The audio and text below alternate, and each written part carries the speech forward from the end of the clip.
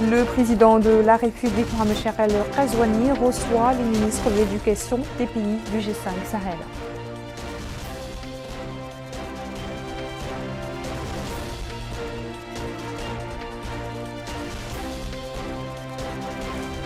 Le Premier ministre préside la réunion du comité ministériel chargé du suivi de la SCAP.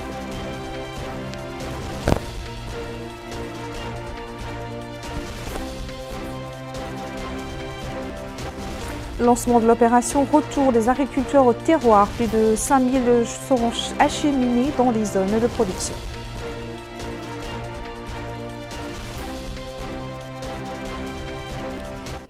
Bonsoir à tous. Les défis auxquels font face les pays du G5 Sahel dans divers domaines et particulièrement ceux liés à l'enseignement ont figuré au premier plan des entretiens que le président de la République, Mohamed Cherel Ghazouani, a eu ce lundi avec les ministres de l'Éducation dans les pays du Sahel.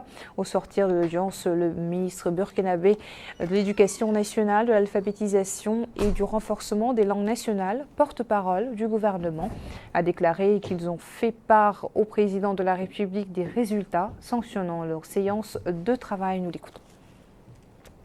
Nous avons été honorés par son Excellence le président de la République islamique de la Mauritanie, nous les ministres de l'Éducation donc du Sahel, après une séance de travail ici à Nouakchott, séance de travail qui est née directement de la rencontre du sommet de Nouakchott en décembre 2021.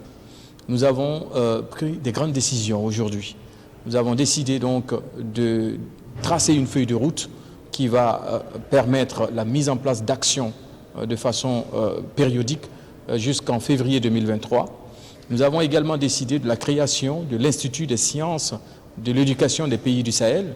Cet institut aura pour siège donc en Mauritanie, mais aura aussi pour vocation de renforcer le système éducatif de l'ensemble de la région du Sahel, mais aussi de renforcer les capacités en termes de formation des formateurs de l'enseignement et des enseignants, mais aussi également un volet innovation et recherche pour nous permettre de trouver des solutions aux problématiques communes de l'espace donc du Sahel. Au-delà de ces deux points, un troisième point consiste donc à réfléchir ensemble de façon conjointe à la création donc d'un projet régional sur le développement de l'éducation de base de la région du Sahel. Cela nous appelle donc à une réflexion commune pour mettre ensemble en commun l'ensemble des problèmes que nous rencontrons et pour pouvoir ensemble trouver un projet qui soit un projet transversal pour les 5 pays donc du Sahel.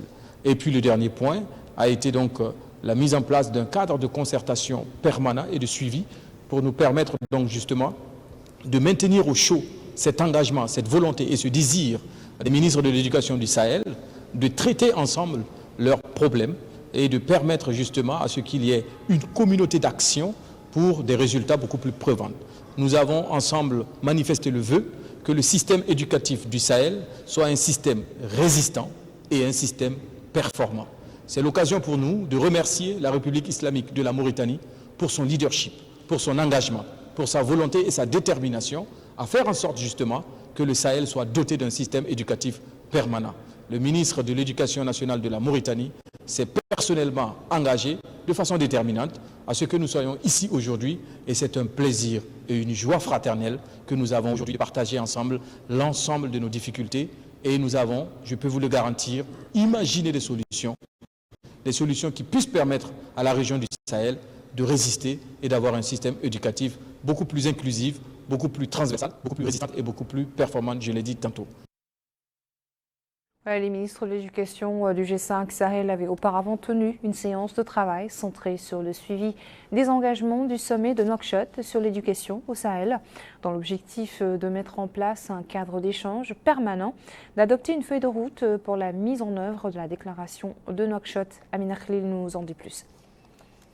Les ministres de l'éducation des pays membres du G5 Sahel à Nouakchott pour faire le suivi des engagements du sommet sur l'éducation au Sahel. La présente rencontre est intitulée « Le Sahel de demain se construit aujourd'hui à l'école ». Le ministre mauritanien de l'Éducation nationale et de la réforme du système éducatif est revenu sur les défis qui se dressent contre les stratégies mises en place. Le défi dans ce cadre sera celui du renforcement de la valorisation du capital humain. En effet, nous savons tous que le développement d'un pays dépend de la qualité de ses ressources humaines. Dans cette perspective, nos États devront s'atteler à la promotion de l'éducation à la base à travers l'accès et la gratuité de l'enseignement pour tous, la formation technique et professionnelle et l'employabilité. Messieurs les ministres, aux honorables invités, il va sans dire que tous les pays sont confrontés à ces défis. Les systèmes éducatifs sont questionnés et revisités un peu partout. L'éducation est l'objet de réformes, d'évaluation et de l'examen dans la plupart des pays. Mais il faut bien convenir que ce défi est vécu avec une plus grande acuité dans les pays du Sahel. Le livre blanc sur l'éducation au Sahel, élaboré par la Banque mondiale, le démontre par ses divers constats. Conscient de cette situation, le gouvernement mauritanien, avec l'appui de ses partenaires et à leur tête la Banque mondiale, s'est penché depuis 2 ans sur la réforme du système éducatif qui vient de connaître un tournant décisif par l'adoption de la loi d'orientation, fruit d'une large concertation entre parties prenantes de l'éducation, enseignants, syndicats, parents d'élèves, élus, organisations de la société civile, associations de promotion des langues nationales. Cette loi définit une vision de l'école qui réside de l'égalité et de la cohésion sociale, qui donne à chacun la possibilité, suivant son potentiel et son choix, d'acquérir les connaissances, les comportements et les aptitudes lui garantissant la réussite au plan professionnel et personnel. Lui succédant, ses homologues du Tchad, du Burkina et du Niger se sont exprimés. La rencontre de ce matin est donc une opportunité que nous devons saisir comme une balle au rebond. Autrement dit, c'est une chance pour nous de partager tout ce qui nous unit, mais aussi d'évoquer les problèmes spécifiques à chaque pays dont les partages nous aideraient à anticiper d'éventuels écueils qui pourraient surgir dans certains de nos pays. La Banque mondiale, que je voudrais au passage saluer encore une fois de plus, est à non point douter un de nos soutiens les plus conséquents. La gestion de l'école est un souci de génération. En posant les jalons pour une nouvelle coopération sud-sud, nous aurons posé le premier pas en faveur d'une solidarité chaque jour plus agissante. Il s'agit des thématiques relatives à la profession enseignante, à la pauvreté des apprentissages, à l'accès équitable des filles et des garçons à une éducation de qualité, y compris pour les enfants à besoins spécifiques, aux défis de l'éducation dans les régions touchées par l'insécurité, à l'augmentation des financements publics de l'éducation et à l'utilisation des nouvelles technologies dans l'enseignement. C'est pourquoi je voulais d'ores et déjà affirmer devant cette tribune que le Niger est disposé à contribuer activement aux différents échanges qui suivront, mais également à marquer son adhésion et sa solidarité aux décisions qui sortiront de nos assises. Je salue l'initiative des pays du Sahel d'unir leur intelligence, leurs efforts, leur expérience et leurs ressources pour faire face à l'insécurité et relever le défi d'une éducation de qualité au profit de tous les enfants. Mais le plus important, il me semble, c'est de nous donner les moyens de mettre en œuvre les recommandations qui en découleront, gage des changements positifs escomptés.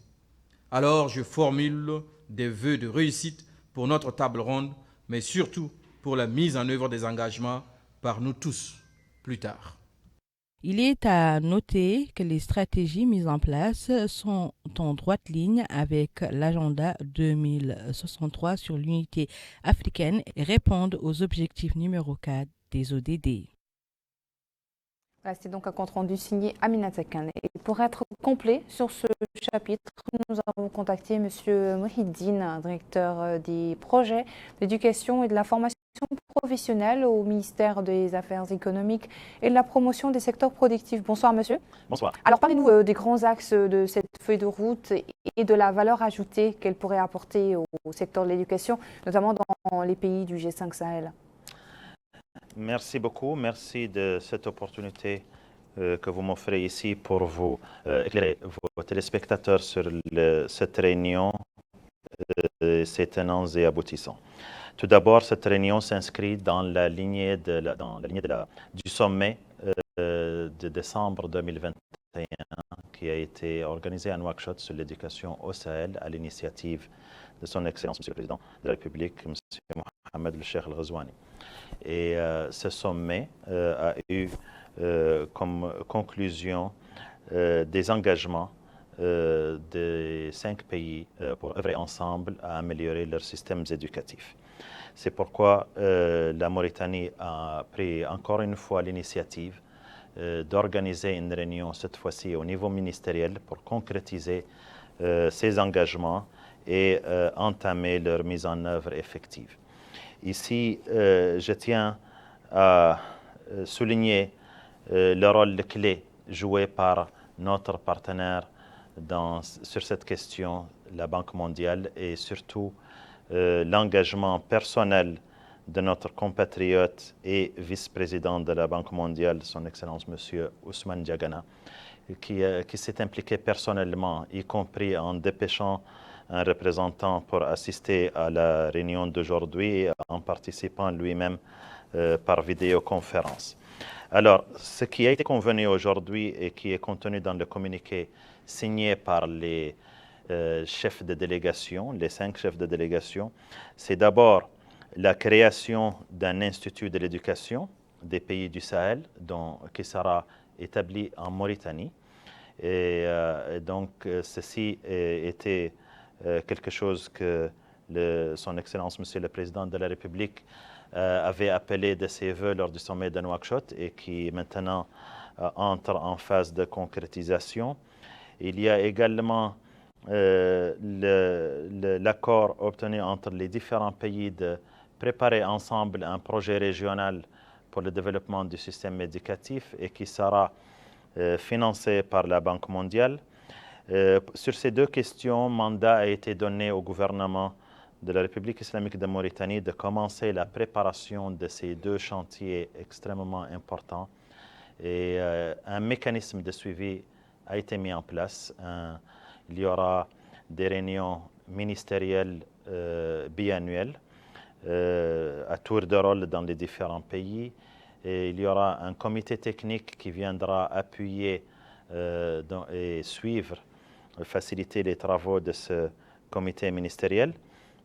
Et enfin, il a été décidé de confier à la direction des projets éducation et formation la tâche d'assurer le secrétariat permanent de ces mécanismes et d'œuvrer à la préparation de ces projets qui feront l'objet d'un point entre les 5 gouvernements et la Banque mondiale à l'occasion des assemblées annuelles qui se tiendront en octobre prochain. Donc, une feuille de route pour les prochains 6 mois a été approuvée et qui liste avec précision les différentes tâches qui devront être accomplies d'ici à février 2023 et qui devra aboutir au lancement effectif des travaux préparatoires de ces 2 chantiers, mais aussi mettre en place les jalons d'une coopération plus intense entre les 5 pays dans le domaine de l'éducation et qui ne fait que commencer. Alors, Monsieur Mouhidine, vous avez parlé de la création d'un institut des sciences de l'éducation. Quelle est sa spécificité pour les pays du G5 Sahel? Qui sera et quel sera le siège? Alors, pour l'instant, on en est au tout début. Cet institut aura plusieurs missions, dont la formation des formateurs. Vous savez que les pays du Sahel ont, du fait de leur proximité géographique, mais aussi des similitudes socio-économiques, des problèmes assez semblables lorsqu'il s'agit de leur système éducatif. Donc, on a des déficits importants dans les enseignants, on a des problèmes sérieux de pauvreté des apprentissages, de l'égalité de l'accès, etc. Et donc, cet institut viendra aider à combler un certain nombre de ces manquements, notamment en termes de formation de formateurs, de formation d'enseignants, de formation du personnel chargé de la gestion du système éducatif dans son ensemble, que ce soit au niveau des écoles, au niveau régional ou central dans ces différents pays. Il pourra également appuyer les gouvernements de ces pays à mieux planifier et à mieux gérer leur système éducatif et à optimiser l'utilisation des ressources publiques qui sont destinées au secteur de l'éducation. Eh bien, merci beaucoup, Monsieur Mohidine, et bon courage pour la suite. Merci beaucoup. Merci. Dans le reste de l'actualité, le ministre mauritanien des Affaires étrangères, de la coopération et des Mauritaniens à l'étranger, Mohamed Salem Mansour, a remis dimanche un message écrit du président de la République à son homologue algérien, Abdelmajid Tebboune, portant sur les relations entre les deux pays et les moyens de les renforcer. À l'issue de l'audience, Mohamed Salem Merzouk a affirmé à la presse algérienne que les relations algéro-mauritaniennes étaient ancrées dans l'histoire, ajoutant qu'elles sont liées à la civilisation, la région et la culture, d'où le niveau de coopération entre les deux pays.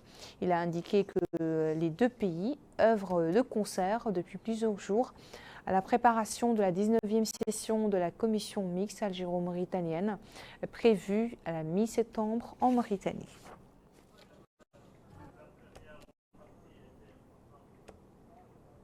L'actualité marquait également la primature par la réunion du comité ministériel chargé du suivi de la stratégie nationale de croissance accélérée et de prospérité partagée.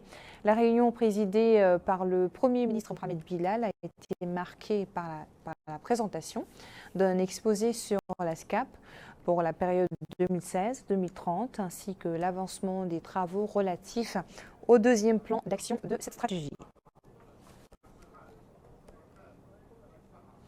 L'équipe de sauvetage du jeune coincé près de 24 heures dans le barrage de Boumdé était ce lundi à l'honneur à l'occasion d'une cérémonie présidée par les ministres de la Défense et de l'Intérieur. L'occasion pour leur hiérarchie de les féliciter pour l'accomplissement réussi de cette opération, somme toute délicate. Bokar Bailaba y était pour nous. La situation de cet enfant coincé au milieu d'un barrage à Boumdade en Assaba, à la suite de pluies torrentielles, avait ému tout le peuple mauritanien. Depuis les premières heures du blocage de l'adolescent, l'État s'est mobilisé afin d'engager rapidement une opération de sauvetage pilotée par une cellule de crise. Les images d'un enfant assis sur un brise-lames en béton attendant les secours étaient émouvantes. Et les secours de l'État sont venus à temps. Et c'est cette équipe de sauvetage qui a fait l'objet d'une cérémonie d'hommage de l'État mauritanien. Et dans son allocution, le ministre de la Défense nationale, Hanena Oulsidi, a salué le professionnalisme et la détermination de l'équipe de sauvetage. Et il a indiqué que les hautes autorités du pays ont accompagné l'événement, saluant encore les membres de l'équipe pour leur courage et leur disponibilité permanente pour la patrie. À son tour, le ministre de l'Intérieur et de la décentralisation, Mohamed Ahmed ou Mohamed Lemine, a indiqué que l'opération de sauvetage a été minutieusement organisée, rendant un grand hommage aux éléments de l'équipe mobilisés pour mener à bien cette opération de sauvetage. Il a en outre loué la parfaite coordination entre les différents secteurs concernés, en l'occurrence les ministères de la Défense nationale et de l'Intérieur et de la décentralisation. Pour rappel, des équipes de l'armée de l'air, de la marine nationale et de la délégation générale à la sécurité civile et la gestion des crises ont participé à l'opération de sauvetage spectaculaire soutenue par un hélicoptère à bord duquel opérait une équipe de secours spécialisée. L'ambiance était également à la joie à la direction de la sécurité civile pour rendre hommage au sapeur qui a risqué sa vie pour sauver le jeune Chebou Hadi. Abdullah Damaba nous en parle. La direction régionale de la sécurité civile de la wilaya de Nouakchott-Ouest a abrité cette cérémonie tenue afin de magnifier l'acte de bravoure de l'équipe de sauvetage du jeune Mohamed Ahmed Chebou qui était coincé au niveau du barrage de la localité de Boumdade. C'est à la suite de fortes pluies diligentées par une équipe de secours de la délégation générale à la sécurité civile et à la gestion des crises. C'est en collaboration avec l'armée de l'air. La bravoure des membres de l'équipe de sauvetage a été mise en avant. On remercie donc l'équipe de sauvetage du jeune Mohamed Ahmed Chebou et on les félicite. Et on félicite également à travers les collègues de l'armée de l'air. Et on se félicite de donc de la coordination qu'il y a entre le ministère de l'Intérieur et le ministère de la Défense pour mener cette opération, conformément aux orientations donc, du président de la République, son Excellence M. Mohamed Cheikh Ghazouani, qui a suivi lui-même l'opération de bout en bout. Et j'ai dit que c'était une opération pionnière et une opération réussie, malgré les difficultés du terrain, et les contingences et les risques encourus au niveau du terrain, et les conditions extrêmement délicates dans lesquelles cette opération s'est déroulée. C'était l'occasion pour donc remercier le lieutenant Sidati ou l'Aïnina, et donc l'agent Suleiman Diallo, et également le sapeur-pompier Sid Ahmed Oul Mohamed pour leur bravoure, leur détermination, et les sacrifices qu'ils ont consentis et les risques qu'ils ont bien sûr surmontés pour sauver cette vie. Et donc, il est connu que celui qui a sauvé une vie, c'est comme s'il a sauvé l'humanité. Donc, nous, c'est quelque chose de sacré. Et je disais donc que c'est une opération exemplaire, pionnière, qui s'est déroulée dans des conditions très particulières et très délicates, et que ça montre le niveau de professionnalisme atteint par donc, la sécurité civile et également les autres corps militaires et sécuritaires en Mauritanie. Ça rassure également que ces structures sont au service du citoyen. Le délégué général à la délégation générale à la sécurité civile et à la gestion des crises, le général Khatar Ould Mohamed Mbarek, a salué l'accomplissement de l'équipe qui a mené cette mission de sauvetage à Boumdeid. Il a aussi remercié les différentes parties prenantes qui ont participé à cette opération, particulièrement le ministère de la Défense nationale et l'armée de l'air. Il a par ailleurs salué cet acte patriotique. C'est parti pour l'opération Retour au terroir des agriculteurs pour entamer les travaux champêtres sur les frais de l'État.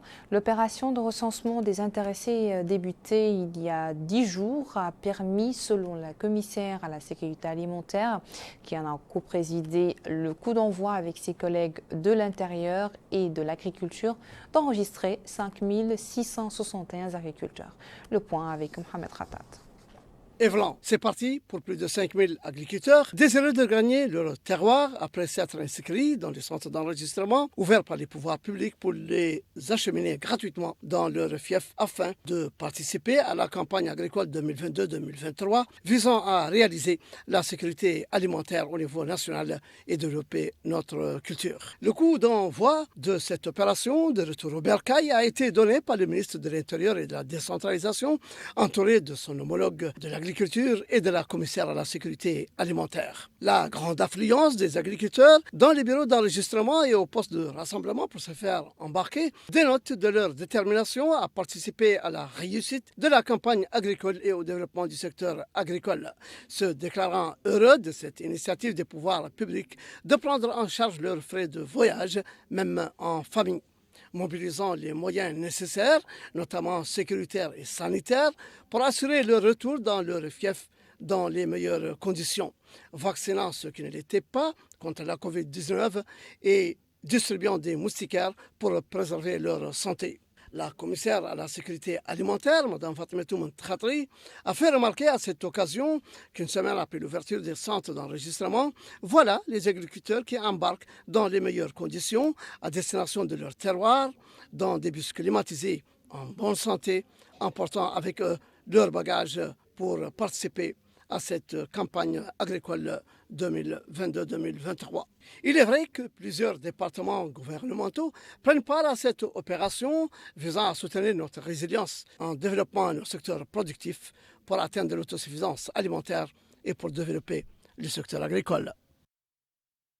Direction le Tagaran et précisément Beika et ses environs, où le ministre de l'Hydraulique et de l'Assainissement s'est informé sur les dégâts causés par la pluie et évalué les mesures prises par les différents secteurs publics et institutions pour apporter des réponses adéquates à la situation humanitaire des personnes sinistrées. Bokar Baïlaba. Les habitants de la ville de Nebeika-Otagant et certaines localités de la commune de Tamourtenage ont pied dans l'eau. Et pour cause, les fortes pluies qui se sont abattues dans la zone ont causé d'importants dégâts matériels. La route menant à la ville reste bloquée à cause des torrents et la réaction des autorités administratives a été rapide. D'ailleurs, le ministre de l'Hydraulique et de l'Assainissement, Sidi Mohamed Ould Taleb Amar, était venu sur le terrain pour constater de visu l'ampleur des dégâts. En compagnie du wali du Tagant, Hadalim Pali Yatera, le ministre a été édifié sur le déroulement de l'opération d'évacuation des eaux de la route menant à la ville de Nebeïka, une opération assurée par l'Office national de l'assainissement. Ainsi, une commission d'urgence locale chargée de suivre la situation des eaux et d'accorder les aides nécessaires aux sinistrés a été constituée.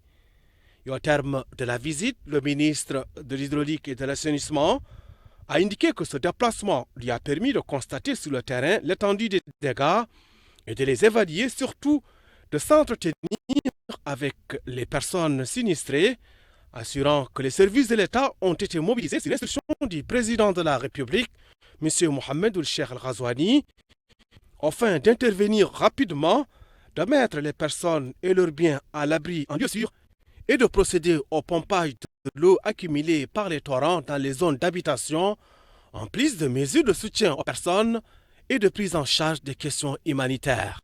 De son côté, le maire de la commune de Tamourtenage, Ahmed Bedde, a salué la rapidité d'intervention du gouvernement et sa capacité à suivre le rythme de l'évolution de la situation, appelant à ce que des mesures rapides soient prises, conformément à l'ampleur des dégâts, que ce soit à court ou moyen terme, pour que le citoyen recouvre la quiétude et l'assurance. En définitive, les autorités appellent les habitants à faire preuve de sérénité, assurant que la situation est désormais sous contrôle et toutes les dispositions sont prises pour un retour rapide à la normale. Ici à Nouakchott, la ministre de l'Environnement et du Développement durable a supervisé les festivités de la Semaine nationale de l'arbre. Une occasion pour sensibiliser les citoyens sur l'importance de l'arbre dans le développement durable et la lutte contre la désertification et le changement climatique. Récit d'Abdullah Damaba. Cette semaine nationale de l'arbre vise à sensibiliser les citoyens sur l'importance de l'arbre dans la lutte contre la désertification, le changement climatique et le développement durable. Tenu sous le thème « Reverdissons notre cadre de vie », cet événement a donné lieu à une cérémonie de lancement tenue au niveau de la commune de Théaret. La célébration de l'arbre pendant une semaine chaque année ne peut pas avoir qu'une portée symbolique. Il doit être un acte d'engagement et de responsabilité, chaque année renouvelée face aux défis majeurs écologiques et environnementaux auxquels notre pays est durement confronté. Le thème de cette année, « Reverdissons nos cadres de vie », nous interpelle individuellement et collectivement pour que nous accomplissions comme un devoir de citoyen des actions de reboisement et de protection des arbres qui demain sauveront nos terres, nos infrastructures, nos villes et nos campagnes. L'adjoint au maire de la commune de Théaret a quant à lui salué l'importance de l'arbre pour le cadre de vie, particulièrement au niveau de ville à l'image de la capitale qui est marquée par une concentration humaine. Il a par ailleurs souhaité la bienvenue aux membres de cette délégation. À la suite de ces allocutions, les autorités qui ont pris part à cette cérémonie ont planté plusieurs arbres au niveau de cette zone. Dans le domaine des droits de l'homme, la commémoration de la journée mondiale de lutte contre la traite des personnes a été marquée par un atelier de restitution des résultats de l'étude sur certaines formes de traite de personnes. L'occasion pour le commissariat adjoint aux droits de l'homme, à l'action humanitaire et aux relations avec la société civile, Rassoul El Khal, de passer en revue les progrès enregistrés par le pays dans la lutte contre ce fléau. Mohamed Khatat.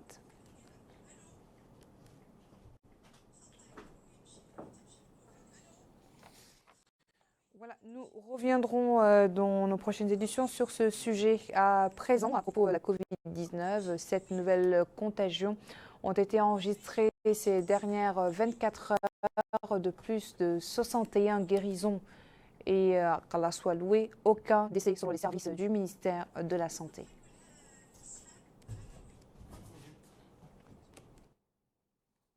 Et avant de refermer ce journal, je vous laisse découvrir les hauteurs de pluie enregistrées à la veille.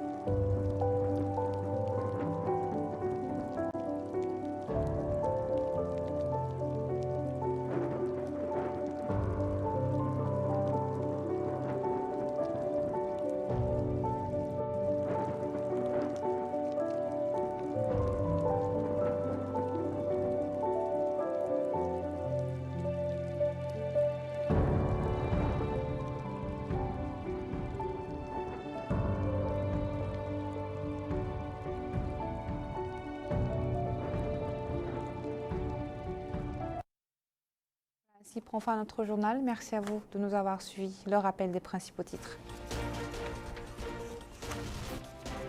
Le président de la République, Mohamed Cheikh Al-Ghazouani, reçoit les ministres de l'Éducation des pays du G5 Sahel.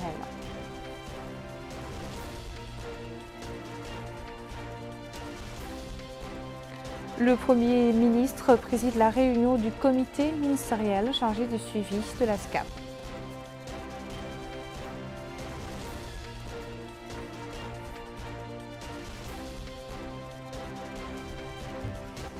Et lancement de l'opération Retour des agriculteurs au terroir, plus de 5000 seront acheminés dans les zones de production.